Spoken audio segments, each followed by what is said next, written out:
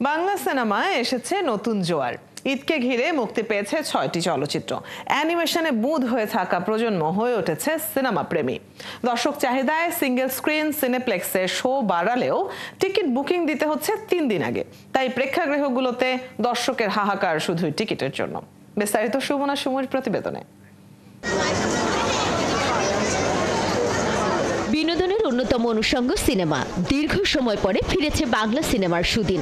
প্রেক্ষাগৃহে দর্শকের জোয়ার, তবে মিলছে না টিকিট। দেখতে এসেছিলাম তো দাগি, কিন্তু টিকিট পাইনি, সেজন্য এখন বরবাদ দেখছি আর কি। আমি আসলে বাংলা সিনেমা খুব একটা দেখি না, তো এই দুইটা খুব হাইপে ছিল, তাই আমি এই দুইটা দেখতে এসেছি।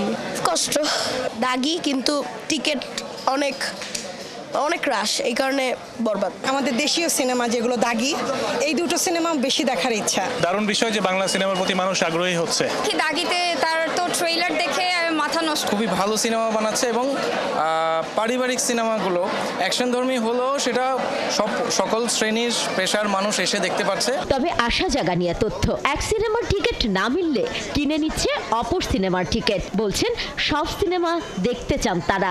ডেফিনেটলি অনেক পজিটিভ ওয়েতে দেখতেছি। এক্সপেকটেশন ছিল না যে এত মানুষ বাংলা মুভি দেখতে আসবে। সিয়াম আহমেদের অভিনয় ভালো লাগে, আর আফরান নিশোর অভিনয় তো বলায় অনেক ভালো, তো এর জন্যই এটা দেখতে। তিনটা দেখার ইচ্ছা আছে, জঙ্গলি, বরবাদ আর দাগি।